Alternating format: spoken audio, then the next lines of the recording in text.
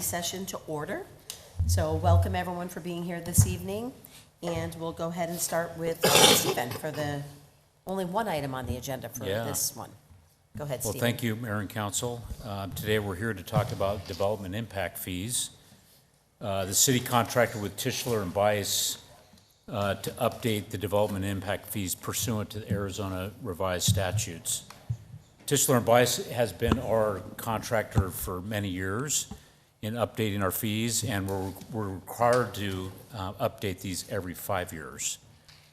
Municipalities in Arizona may assess development impact fees to offset infrastructure costs to a municipality for necessary public services. Development fees are a one-time payment used to construct system improvements needed to accommodate new development. The fees represent future development proportionate share of the infrastructure costs. Obviously, if we choose not to do development impact fees or not what is required, then the existing residents have to make up for that. So Ben Griffin is our consultant here, and he's here to walk us through the development impact fee plan. Okay. Mayor, council members, thanks for listening to this rather lengthy presentation. There's a lot of information. I'm going to try and move through it quickly. I know some of you weren't around for the current fee study in 2019-ish. Those of you who were may be a little rusty, so just let me know, interrupt me with any questions. But I'll try and move through them quickly because there are a lot of slides. But again, just let me know if you have any questions that I can go back. So we're going to start off with development fee basics. Stephen sort of touched on the big parts, but we'll go a little more specific with Arizona's impact fee law. Then we'll look at the land use assumptions. Those are essentially the development projections, how much growth we think you'll have over 10 years. Then we'll look at the infrastructure improvements plan for each necessary public service. Look at the proposed fee summary, and then a comparison to other cities in the area. So as Stephen said, impact fees are one-time payments for growth-related infrastructure. Usually, you pay those at the time of a building permit, but this is for new development, so this is not something that existing development is paying. If someone sells their house and builds a new one, then yes, they would be assessed an impact fee. But if you buy an existing home, you would not be paying that impact fee. Can't fund operations, maintenance, repair, replacement, rehab, anything like that. This is growth-related capital costs. And it's not a tax, but it's a contractual agreement between you and the fee payer to actually construct these improvements. So there are three things that an impact fee study has to prove. So first, there's need. So generally, you need to be a growing city, and then you need to have capital expenditures because of that growth. Also, we need to prove benefits. So this is sort of a two-part. You want to make sure that the fee payer, lives close enough to that improvement to receive the benefit. So sometimes you'll see a service area. Wastewater is a good example of this. We have multiple service areas because the collection areas are different. So we want to make sure that that fee payer is paying into the correct collection area. Also, we want to make sure that you spend the money in a timely manner. You have 10 years from the date of collection to spend that money. So we want to make sure that we're looking at improvements that would be constructed or start construction within around 10 years. And then we want to make sure that the fees are proportionate to demand. So as we look at the fee schedules, you'll notice sort of residential at the top, non-residential at the bottom. But you'll notice different fee amounts within residential or non-residential. And that's because with residential, we can tie it to the occupants of the site. So smaller units are generally going to have fewer occupants than larger units. So those larger units place more demand for services, so they should pay proportionately more than a smaller unit. On non-residential, we can look at employment density, we can look at vehicle trips, but different types of land uses have more or less employees per 1,000 square feet than others, and then certain types of development generate more or less vehicle trips than others. So again, making sure that the impact fee is proportionate to the demand generated by that development. And you'll hear me say, level of service or LOS a lot. Level of service is important in impact fees because you can't charge future development for a higher level of service than existing development receives unless you've identified an outside funding mechanism to raise your current level of service, and that way you're charging everyone the same. But the most important thing with impact fees is you just can't charge future development for a higher level of service than existing development. There are 3 general methodologies. They look at points in time. So the cost recovery approach looks to the past. So essentially you've oversized something. Utilities are a really good example of this. Maybe you have excess capacity in your treatment facility, and so you have maybe debt associated with that, and you want to have development buy into that excess capacity. You'd use a cost recovery approach for that. The incremental methodology maintains the existing level of service, so it says, what are we providing today, and what is the cost of that police vehicle or an acre of parkland today, and you base the fee on that. When we're looking to the future, we're looking at a plan-based approach.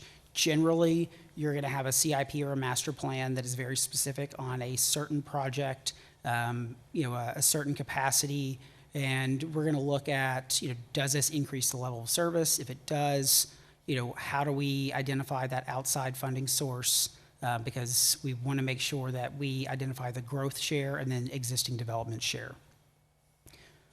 We also need to look at credits. So a site-specific credit, that's handled after you adopt an impact fee. So if a developer constructed a lane mile of arterials, or they dedicated land for parks, or they essentially they are constructing something that you're already including in the impact fee study, you would give them a credit against their impact fees for that, because we want to make sure we're not charging once the impact fee and once they're what they're building. Debt service and dedicated revenues, those are handled in the impact fee study. So essentially we say, hey, we're including this in our impact fee study, so we've got it in the IIP, but these revenues would be generated by future development, and they'd be paying once the impact fee, once those future revenues. So we want to credit the impact fee, reduce that amount by that future revenue generated, so it's offsetting. So we're not paying once the impact fee, once through that future debt service or that future dedicated revenue. I have the excess construction sales tax as an example underlined because in Arizona, if your construction sales tax exceeds the average of your other sales taxes, you have to treat that excess amount differently.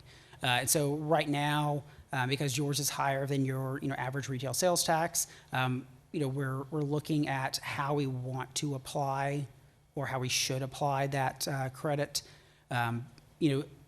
Cities who have an excess construction sales tax, they handle it differently. Some apply it, just a blanket amount across all fee categories. Goodyear's an example of someone who said, look, for administrative purposes, we want to make this easy on ourselves. So our street impact fees are very similar to what we think we'll collect in excess construction sales tax revenue. So we just want to put it all to offset our street fee. And that way, every year, they can just dump that excess construction sales tax into the street fee to make sure that they can build that, but also it reduces their overall fees because the developer isn't actually paying that street fee because it's being offset by the excess construction sales tax. So that's something we're still having discussions with staff on, how we want to calculate this, where we want to allocate it, and then looking at, is it already included in, some of these costs that we're using? So you'll see, highlighted yellow TBD for any of the construction sales tax credits. And so just know that that's a credit waiting to happen. So the proposed fees are higher ultimately than the fees that you would adopt. All right, so in Arizona, there are 3 requirements for an impact fee study. The land use assumptions, that's, saying, hey, this is our existing development, this is what we think we're gonna do over the next 10 years.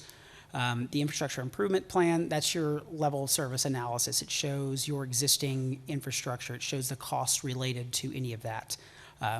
Land use assumptions in the IIP, those are adopted first. Once you've adopted those, then you have a separate adoption process for the development fees. The development fee report is essentially just the fee schedules. It shows how much the fees or proposed fees would be. You're going to see all of this tonight because it provides a smoother adoption process if you have all the information up front. So you don't have to figure out what the development fees are because you see what the land use assumptions, the IIP, so it just makes sense to go ahead and show it to you. There are some limitations on the necessary public services based on Arizona's impact fee enabling legislation. So parks are limited to 30 acres unless they provide a direct benefit to development.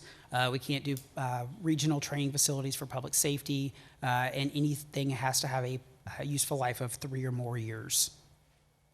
All right, so before we move on to land use assumptions, are there any questions about development fee basics, anything like that?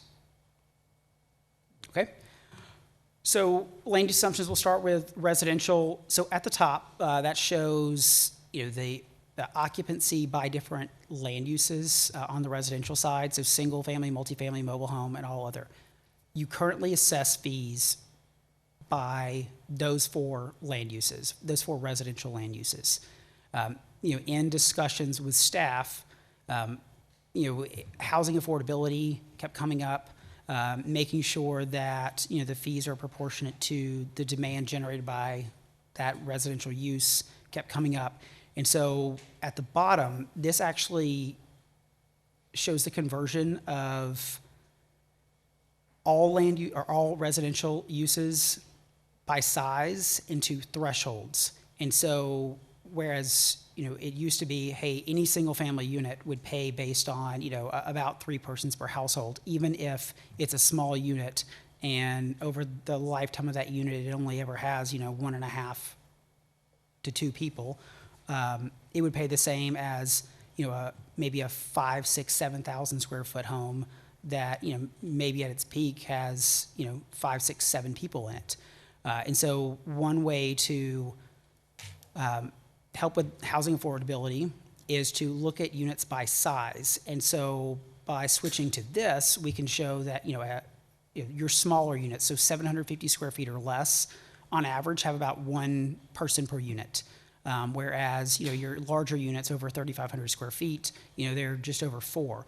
So we can use this to make sure that the smaller units pay less and they're not subsidizing the larger units. So any questions on those occupancy standards, the shift from type of unit to size of unit? Okay. Next up for non-residential, this is data from the Institute of Transportation Engineers. It shows vehicle trips generated by different types of land uses, the number of employees by different types of land uses. And we use this to not only vary the fees by demand type, but we also can say, hey, if we think we're going to have this much non-residential development, we can convert that into employees related to that development. And so this shows our 10-year projection. We think that in 2024, you had, about 75,000 people and about 31,000 housing units. And based on the 2023 housing demand study, you're looking at about 3,000 people per year. And so that translates into about 11,400 additional housing units. And so, our cash flow will show those 11,400 housing units to generate the fee revenue. On the bottom half, that's going to be your non-residential. So if you had about 20,000 jobs, and about 22 million square feet in 2024, we think that you'd grow by about 12.5 million square feet over 10 years, and that would generate about 16,000 jobs. So any questions related to the land use assumptions? Okay. All right, so for each necessary public service, we'll start off with a summary like this, and then you'll see a few slides that are more detailed. I'll go through this fire facilities one with more detail, and then from there on, I'll sort of move through those a little faster just to save time. If you have questions about one of them, just let me know and I'll provide a little bit more detail. But essentially this, first slide for the IIP gives you a summary. So for fire, we're looking at a citywide service area. We're looking at 3 components. So there's going to be a facilities component, an apparatus component, and a communication equipment component, all using the incremental methodology, so just maintaining that existing level of service. So based on 10 years of projected growth, maintaining your existing level of service, you need about 26,000 square feet of fire facilities over the next 10 years, and that's just shy of $26 million in capital costs related to that. One nice thing about the incremental methodology is that we're not saying you have to do this specific project. We're just saying, on average, if it costs $1,000 per square foot to construct fire facilities, then you need to build new or expand an existing facility. And as long as you're adding that capacity and it's growth related, you're fine. We're not going to lock you into a specific project, because what if a new development comes and you weren't really anticipating it, and if you had gone the plan-based route, you might not have located a fire station near that. So this just provides you that flexibility to change with development trends. For fire apparatus, to maintain your existing level of service, you need 17 additional units, so that's about $11 million. And for communication equipment, you need 84 units, and that's about $3.7 million. So I'll give you more detail on this one, the fire facilities. Top left, that shows your existing facilities. So you have just over 43,000 square feet. The assumption based on the costs for Station 506 is $1,000 a square foot. And so what the left side is showing you is, hey, if we allocate our existing square footage to our existing development base, we're providing about 0.3 square feet per person. We're providing about a square foot per job. And then we can just multiply that by $1,000 per square foot. On the right side, that shows, if you maintain your existing level of service and you grow by 30,000 people and almost 16,000 jobs, then you need about 26,000 additional square feet of fire facilities at a cost of almost $26 million. Again, you're not required to build a specific fire station. You just need to add additional square footage of fire stations. You can't use it to replace any of your existing, but as long as it's additional capacity, you're fine. So any questions on fire facilities? Not so much fire facilities, but it seems like the key to, a lot of your presentation here is maintaining the existing level of service. So that's the key to maintain the level of service. What if you increase the level of service, or is that something we ever look at?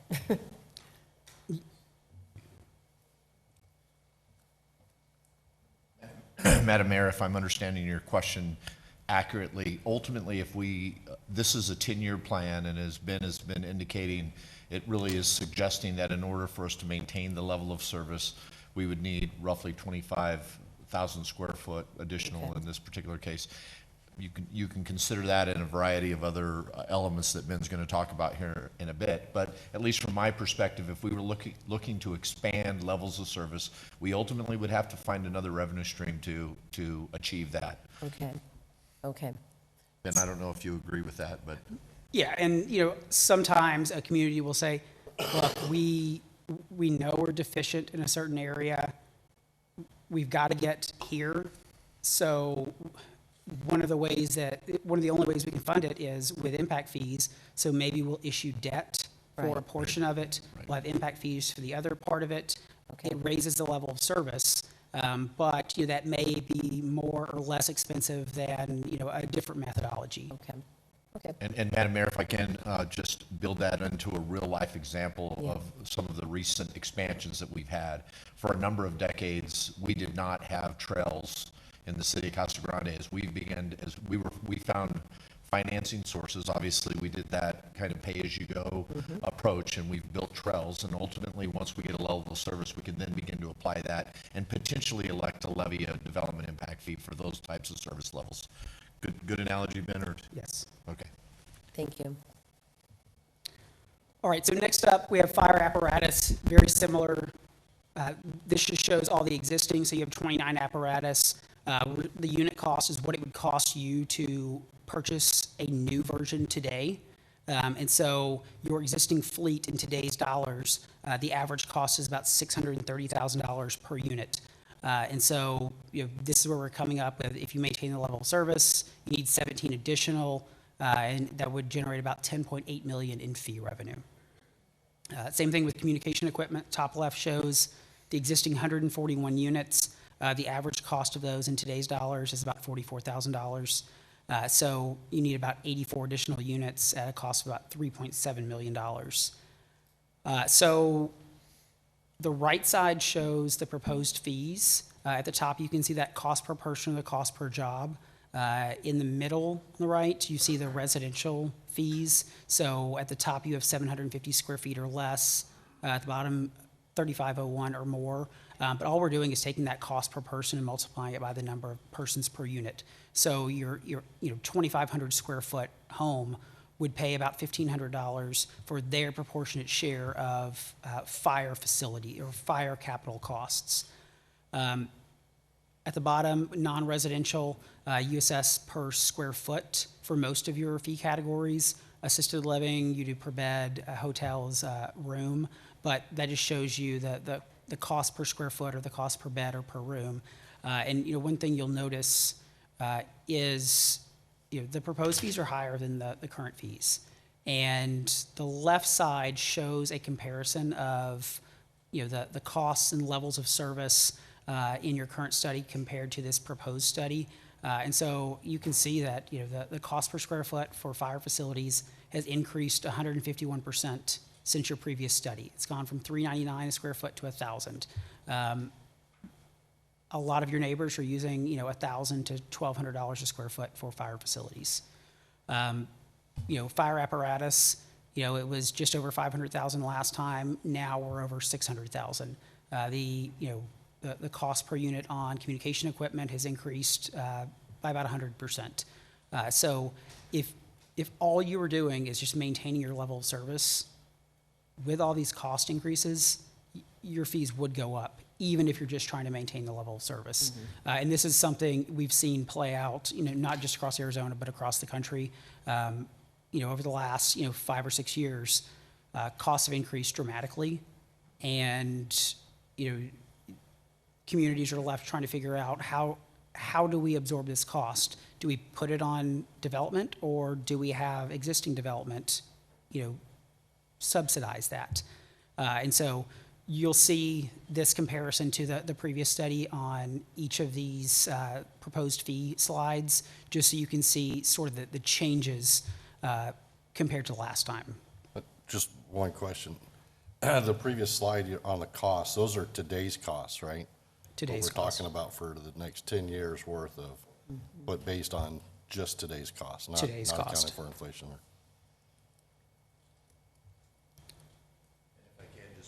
If I can, Madam Mayor, Councilmember Badillan, just to give the council a context, it is, you ultimately have to pick it. The time that you're in is, you'll establish the cost in the time that you're in, but we typically, within a 10-year window, will have done a review and an update on these studies every 5 years. So understand that it's going to be adjusted, but we have to start somewhere with, and we picked today's cost to do that. Agreed. Just want to make sure. Yeah. All right, so for general government, this one we're going to discontinue because the debt related to, I think it's the North Operations Center, has been retired or will be retired before you would adopt these.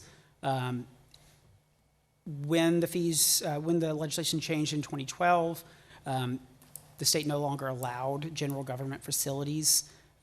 If you had issued debt prior to 2012, you could continue collecting on that to retire, but once you've retired it, you can't have a general government facility anymore. All right, parks and recreation. So we're looking at a citywide service area.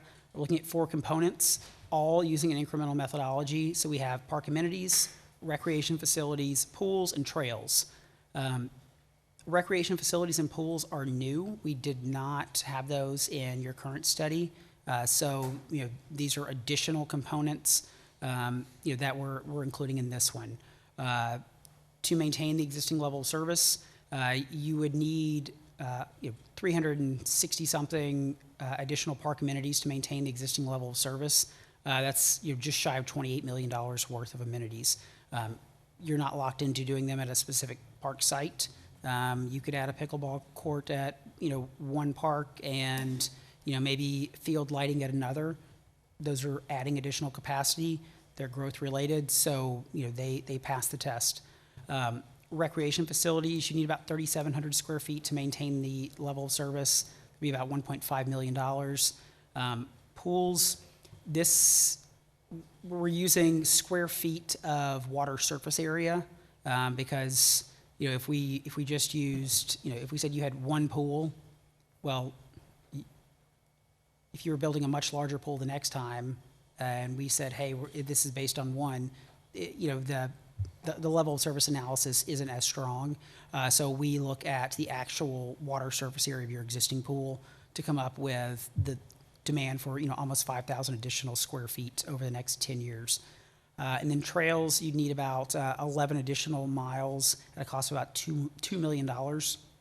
Now, the only caveat here is that if the 2025 GO bond passes, we likely need a credit, because I think there's pool-related, there's some improvements, maybe some trails. These are all things that we're including. So, if this passes, we'll go ahead and show a credit in advance. So probably, we'll basically, once you advertise, we'll probably have it in there as a credit. And then if for some reason this doesn't pass in November, we could just pull it out. But you would at least be able to see it with and without that credit. But, at least advertise it and show everything with the more conservative estimate, assuming that everything passes. All right, so this shows all your park land. But one thing that, kept coming up with, the discussions with park staff was, all right, well, what are you really focusing on? What is the growth-related need? And through those discussions, we found out that land acquisition actually isn't the need. You have a lot of existing parkland. Some of it is undeveloped. So, to keep the fee at a more reasonable amount, we decided to exclude the land component and really focus on the actual improvements to the land. So we do not have a land component with these proposed fees, but we did want to show the land, because generally we're asked, oh well, wait a second, it's a park fee. Well, do we need land? All right, so next up we have park amenities. This shows all of your amenities. So 890 amenities with everything from ball fields to signage to lighting, based on what it would cost to build something similar today. And those are using the costs identified in your recent master plan. The average cost per amenity is about $75,000. So we can apply that to 10 years of projected growth, and you would need 367 additional amenities that would generate close to $28 million in fee revenue. Recreation facilities, so the way the act is written, you are limited to 3,000 square feet on recreation facilities. So while you have about 76,000 square feet, we limit each of those to 3,000 square feet, so you have 9,000 eligible square feet. So based on your eligible level of service, you need about 3,700 square feet. So this could, expand. It could build a new one. It could, expand something that exists today. You could, co-locate this with, maybe the aquatic center or something like that. Again, it doesn't lock you into a specific improvement. It just says you need to add, 3,700 square feet of rec facilities. With the pool, your existing pool is just shy of 12,000 square feet of water surface area. maintain that level of service, you need, just shy of 5,000 additional square feet, and that's about $8.2 million in fee revenue. So you're likely to build a larger park or a larger pool than this. So the idea here is that, maybe you are, issuing debt to build something larger, but you can, continue generating fee revenue to go towards that. Maybe it ends up becoming, a cost recovery or, debt service retirement. But the idea here is just it goes towards expanding additional, and, maybe you increase the level of service, and in a future update, it's, switches to a cost recovery, and we, retire that debt. Right, and trails, you have 27 miles today, so at a cost of $180,000 per mile, you need about 11 additional miles over the next 10 years at a cost of just over $2 million. So again, on the right side, that shows the fee schedule. The left side shows the comparison. So for park amenities, surprisingly, the cost per acre is only up 13% compared to your current fees, but we are adding the recreation facilities component, we're adding the pool component, and then the trail cost is actually down, but your level of service is higher than it was last time. And so you can see that the residential fees range from about $1,200 to about $5,000 for the largest units. And then some of your industrial fees actually decrease compared to where they were today. So any questions on the park fees? Okay. All right, police is next, citywide service area, looking at three components: facilities, vehicles, and equipment. Your current fees do not include a police facilities component, so this is new for this study. If you maintain your current level of service, you need almost 23,000 additional square feet of police facilities at a cost of $8.2 million. You need to expand your fleet by about 39 vehicles. And you need about 131 additional units of police equipment. So this just shows you 60,000 square feet at your existing police headquarters. Based on some potential projects, so the animal control expansion and the evidence storage expansion, the average cost of those is $364 per square foot. Obviously, we're saying you need 23,000 square feet to maintain the level of service, and this only includes about 6,800 square feet. So you could use it for additional expansions, or you could decide, what, maybe we just want to focus on these two, or maybe we want to focus on maybe half as much square footage, which would reduce the cost. But this just shows that the maximum we can justify based on your existing level of service. But you could always scale that back if you don't think you need that many square feet over the next 10 years. All right, this shows your existing police vehicle inventory. So 103 units. The average cost is $89,000 per unit. So to maintain the existing level of service, you need about 39 units, and that's about $3.5 million. Police equipment, 347 existing units today, average cost of about $7,200 per unit. So that's 131 additional units at a cost of about $900,000. So the police facilities component is new. The overall police fee wasn't very much to begin with, so adding the police facilities component, essentially bumps the fee up a lot from a percentage increase, but the actual dollar difference, isn't a huge difference. But we are looking at, an additional component driving up that fee, and so that's why I mentioned if you think 22,000 or 23,000 square feet is too much over 10 years, we could scale that back some, and that would pull that fee down.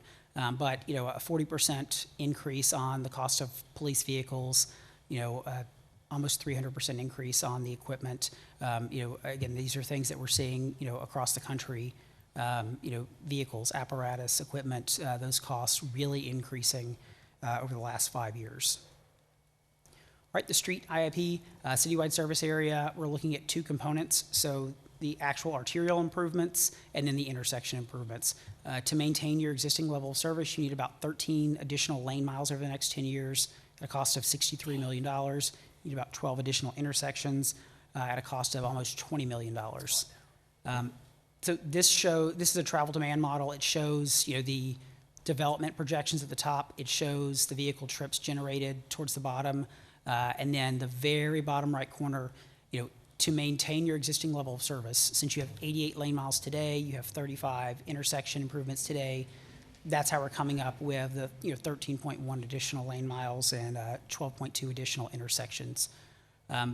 We use this to come up with an average cost per arterial lane mile or per intersection.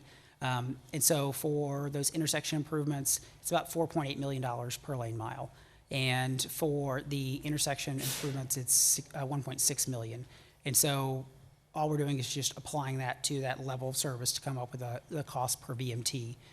We also include a bond credit for $40 million for recent and planned arterial intersection improvements. So because we're including that in with the cost assumptions, we want to make sure that we offset this so future development isn't paying twice. So proposed fees on the right side ranging from about $2,000 to about $7,200 on the residential side. You can see that the cost per lane mile has increased over 250% since the previous study. And the cost per intersection improvement has increased 300%. Again, even if you're just maintaining the level of service, those cost increases are going to drive up your proposed fees. All right, wastewater. We have 3 service areas. So currently you have Zone A, which we're going to rename the Northeast service area. Zone B, we're going to rename the South service area. And then we have a new service area, which is the West service area. We're looking at 3 components. So there is a treatment component, which uses sort of a hybrid approach. You have some excess capacity today that we can use impact fees to retire debt, but you're also planning to expand. So we're sort of getting an average of that existing or that available and planned capacity. Managed system recharge, plan-based approach, and then for each service area, we have collection system improvements, which are also plan-based. So to make sure that the fees are proportionate to demand, we're looking at your wastewater master plan, and that uses 80 gallons per capita per day. And so we're just applying that to projected growth over the next 10 years.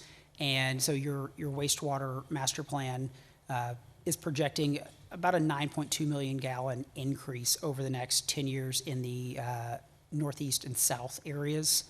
And so, we want to make sure that you have, at least, 9.2 million gallons of treatment capacity. And so this just shows where you are. So if you've got 12 million gallons of capacity today, you're at 7.4 MGD of flow per day. So you have about 4.5 million gallons available. You're adding 6 million. So really, future development can buy into about 10.5 million gallons of wastewater treatment capacity. And so the bottom is just showing how we're using that proportionately. So we take the remaining cost of that available capacity, add in the phase 4 A and B costs, and so really the available and planned capacity cost is just over $200 million. And so if that's 10.6 million gallons of capacity, that's just shy of $20 per gallon of capacity. And so assuming that you grow or your flows increase by about $9.2 million over the next 10 years, that would generate about $182 million in impact fee revenue for wastewater treatment. Any questions on that one? Okay, the other ones are easier. Okay, so we've got a credit for the existing debt that sunsets in 2028. So just a small credit here to offset those revenues generated. Managed system recharge. You have some planned projects that add 14 million gallons of capacity. So again, we're just taking that cost per gallon of capacity. Then finally, the collection components. So on the left, you have the north and east areas. So these are all of the planned collection system improvements, so just over $100 million. And the projected flow increase over the next 10 years is about 5.8 million gallons. So that's how we're coming up with the 1738 per gallon. Do the same thing in the south. So $57 million worth of improvements divided by the 3.3 million gallon flow increase. Also around $17 per gallon. And then the bottom right, the west service area, we look at the planned capacity or the planned cost of those infrastructure improvements and divide it by the capacity of, I believe, the lift station, because it'll all go through that lift station. So this shows the proposed fees in the north or east service areas. So a very slight increase compared to your current fees. This shows the south, so again, a slight increase compared to the current. And then this is your new west service area. They're all relatively similar to each other in costs. And then this just shows you the proposed fee summary. At the top is residential. So the top left is your non-utility fees. So a 2,500 square foot home would pay about $12,000 in non-utility fees. And then on the utility side, that same 2,500 square foot home would pay about $8,200. So we're looking at just over $20,000 for a 2,500 square foot home. The bottom shows the non-residential fees. Those aren't as easy to just give you an example because the non-residential utility fees are assessed by meter size. So we would need to know, how many square feet that building is for the non-utility stuff, and then we'd need to know what size meter they would need to come up with that fee comparison. This just shows you the difference between the current and proposed fees. So, that average, 2,500 square foot home, the non-utility component is increasing about $6,600. Again, that's, cost increases that, have come over the last 5 years. And then depending on, where you are for water, wastewater, about $4,500 increase on that home. And then the final slide, this just shows a comparison to your neighbors. And so you can see your current fees are far to the right. Your proposed fees are, more towards the middle. But this is a trend we're seeing with, everyone who updates. Usually they're moving towards the top. Phoenix, they're second now. They're in their update process. Peoria just updated. So did Buckeye. Surprise. Goodyear is starting their update again. Apache Junction, they're doing their kickoff. Pinal County, they're in their update. So this is good for right now, but you do have several communities who are in the update process who will likely move further up that list. But again, this is something that we're seeing with every community because just to maintain the existing level of service, those cost increases have to be passed on to either future development or existing development. So we've made it through all the slides. Do you have any questions or comments? No. Questions, comments? That's a lot to take in, right? That's not. Well, go ahead, Matt. Yeah, so a lot of these fees are just due to increase in cost, of construction cost. I mean, and that's the world over. Like, thanks Brent for educating us on that and to look forward in it, And then the other philosophy that we have to have is, just so everyone knows, new growth has to pay its own way because the people that have lived here already aren't paying for, the new growth. They're paying what we've already paid for as residents. So that's how this. Is that the simple way to break it down after all 85 slides? I would agree with that, yes. And remember that, we're still working on the excess construction sales tax credit. We will likely have the park geobond credit. So there's room to move these down. We have a lengthy adoption process ahead of us. If we advertise June 1st. You can't do anything for 60 days.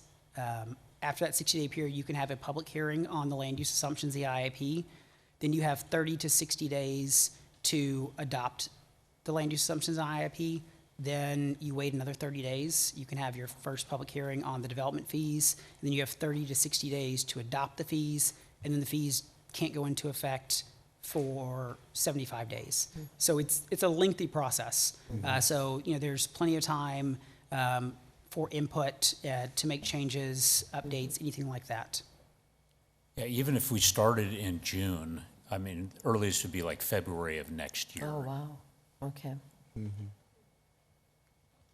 So cities are having similar discussions. I mean, at this point, everyone, yeah, must be. Yeah, and, it's not just Arizona, it's all, all of our Right. work across the country. If a fire truck goes from, $1 million a few years ago to $2.5 million, how do you absorb that? Right. And the sad thing is, it's going to really be passed on to the new, buyer, or, whatever. Yeah. So, okay. Options. Madam Mayor, if I can, just make a couple of closing comments. If, Ben, you pretty well wrapped up. Thank you for that detail. I think everybody who loves data and numbers are riveted right now, right? Everybody else is probably sitting there saying, what did he just say? And we recognize this is somewhat complex. I want to go back to a comment that the mayor made a minute ago about maintaining a level of service. I think the important thing to remember is that this is essentially, as Mayor Pro Tem Herman outlined, it is essentially establishing fees for new development to essentially maintain what we as residents have today. And so it is, but when new projects come, or when we ultimately end up building some of these facilities or amenities or improvements, it does feel like there's an expansion, right? I mean, a new park, it feels like their expansion. This process is simply to ensure that that burden of expanding Right. that service, those service levels are not placed on our existing residents. Right. So I want to make Okay. sure that the maintenance, maintaining level of services get used a lot, but it really is, it really is Maintenance. not the reality of what transpires. This gives us a funding source to build amenities and projects that are paid for by the individuals that are moving here, Right. essentially.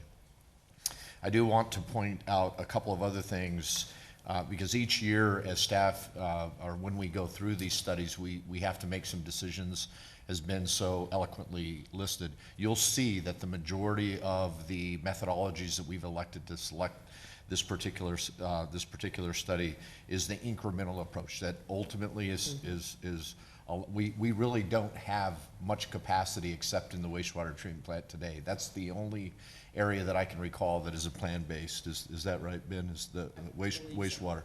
And that is attributed to the amount of work that we've been doing in expanding the capacities these last couple of years. So this would ultimately allow us to sell that capacity to new development in essence.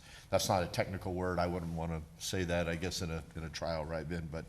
But we wanted, as a staff, we wanted council to understand, we wanted you to see the full picture tonight. And as Ben has pointed out on a couple of occasions, there are some policy decisions related to, for example, police facilities and parkland and the like, that ultimately we will be obviously putting a final recommendation to the mayor and council together as we advance this and we establish the final study.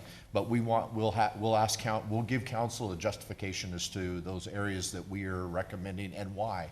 Most of the time, what we attempt to do is ask ourselves, what are we really going to do in that 10-year window? Because there's no need to collect a fee that we're not going to expend, because ultimately the ramification of that is that you have to reimburse development if you've not spent it in that 10-year window. Right. And so, but Ben is absolutely right, and I think he's made the point very, very clear to the council tonight. The lion's share of what we're seeing and these additional costs are driven by the cost increase that we're seeing from project to project to project. And I know the council's going to hear a little bit more. We've got our tentative budget tonight. Ben's talked about the general obligation bond. You have to remember that while those projects are going to be valued at a higher amount, it's because those projects are expected to outlive the 10-year window. This is just a 10-year snapshot. So when we build a new aquatic center, or we build baseball, softball fields, we ultimately anticipate that those are going to last 20, 30 years and the like. And so we may, well, the nice thing about building new facilities of this nature is that when we do our update, it establishes that new level of service. So I'll stop there and ask the council if you have any questions of staff at this point. Any other questions at this point? No. Okay. We will, Ben and Stephen did talk a little bit about the timeline. Obviously, it's a lengthy process. All of that is governed by Arizona state statutes. We as a staff, we wanted, as I said, vet this with the council tonight. Obviously, if you have questions, don't hesitate to contact staff. We will be putting together some final items, putting together a timeline and sharing that with the council so that you understand step by step the direction that we're going to be heading. Right, okay. Okay. Well, thank you. No other questions, right? Nope. Okay, so we'll go ahead and close the study session. And for those of you that are here, that was one of our study sessions. We're going to go in to at 5:30, a couple more, and then our regular meeting starts at 7 o'clock. And if you would like an agenda on the regular meeting, they're in the back. So that'll tell you what we're doing. So in case you weren't there for that presentation, I'm sure you were all here for that presentation, right? I know, that's a tough one, but yeah, so if you want an agenda, but 7 o'clock is when the regular meeting starts. So, but you're welcome to stay in. Any other questions, Ed? We can't start the CFD, we can start now? 6:30. Not until 6:30. Okay, so 6:30 we'll start our next one. Glad you said. Yeah, just so people know what's